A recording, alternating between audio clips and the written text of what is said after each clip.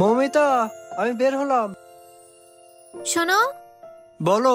1000 টাকা দিয়ে যাও না, ওই অনলাইনে একটা ড্রেস অর্ডার করেছি। দিন দিন তোমার খরচের হারটা বেশি হয়ে যাচ্ছে না মৌমিতা? আমার তো এত ইনকাম নেই যে রোজ রোজ তোমাকে নতুন ড্রেস কিনে দিব। আচ্ছা ঠিক আছে।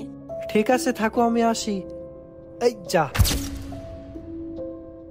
এই সাইকেলটা নিয়ে যে কি করি।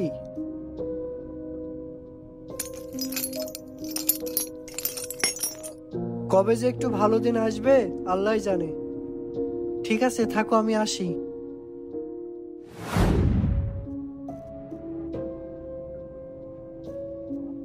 ও, তুমি চলে এসেছো? তুমি একটু বসো, আমি এখনই পানি নিয়ে আসছি। এই নাও। আজকে কি বেশি অর্ডার কাটতে পেরেছো? ওই প্রতিদিনের মতোই। এই বৃষ্টিতে ঠিকঠাক মতো মার্কেটে ঢোকা যায় না। বৃষ্টির পানি মাথায় পড়লে মাথা ব্যথা করে। আর এই কাদের ভিতর ঠিকঠাক করে সাইকেলও চালানো যায় না। শোনো, আমার 500 টাকা লাগবে। মৌমিতা, তুমি সবসময় টাকা টাকা করো। আর কত টাকা চাই তোমার? ওই ঘরের কিছু জিনিস শেষ, ওইগুলোই কিনবো, দাও না। এই নাও। শোনো, আজকে মা বাবা আসবে, কিছু বাজার সদাই লাগবে, 1000 টাকা দাও না। মৌমিতা, তোমার কি মনে হয় আমি কি জমিদার? তোমার বোঝা উচিত আমি সামান্য একজন সেলসম্যান। সকাল সন্ধ্যা আমি এত টাকা কোথায় পাবো বলো? তাহলে আমি কি করব? মা বাবা কতদিন পরে আসছে, একটু ভালো মন্দ না খাওয়ালে হয়? এই নাও, ধরো।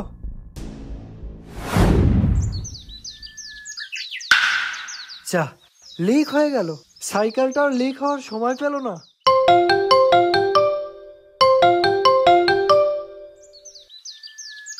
Hello sir.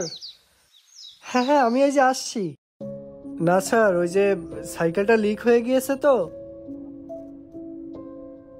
কি বলেন স্যার? আমি আসছি, এখনই আসছি। Hello hello sir, hello. কেটে দিল। যা, কি করব আমি এখন? আর তো কোনো উপায় নেই।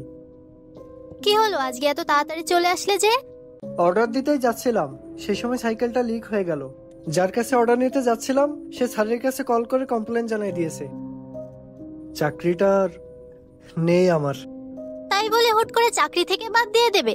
এ কেমন নিয়ম? সবাই তো বাইকে করে অর্ডার কাটে ডেলিভারি দেয়, আর আমি তো সাইকেলে করি। ওদের থেকে আমি বেশি পরিশ্রম করি, তাও টার্গেট ফিল আপ করতে পারি না। আসলে মার্কেটিং এর চাকরি তো, একটা বাইক ছাড়া সম্ভব হয় না।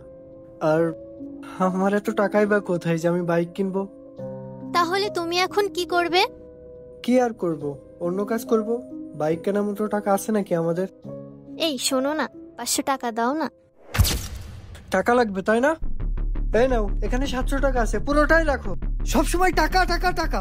এদিকে বড় চাকরি চলে গেছে, সেদিকে খেয়াল নাই। উনার শুধু টাকা টাকা আর টাকা। সারপ্রাইজড। এটা তো বাইক আর চাবি। ওই যে দেখো। নতুন বাইক? বাইক? এই বাইক কোথা থেকে আসলো? আর এত টাকা তুমি কোথায় পেলে? কোথায় পাবো আবার? তুমি তো আমাকে টাকাগুলো দিয়েছো।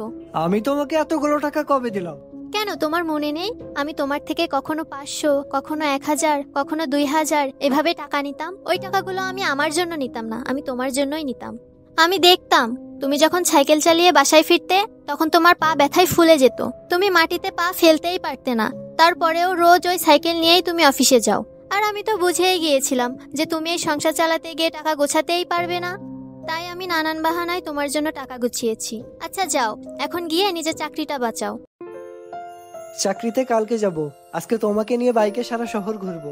বন্ধুরা, একটি ছেলের যেমন দায়িত্ব ইনকাম করা, ঠিক তেমন একটি মেয়েরও দায়িত্ব তার স্বামীর ইনকাম সঞ্চয় করে রাখা। তো আজকের গল্পটি কেমন লাগলো তা অবশ্যই কমেন্টে জানাবেন কিন্তু, আর শেয়ার তো অবশ্যই করবেন।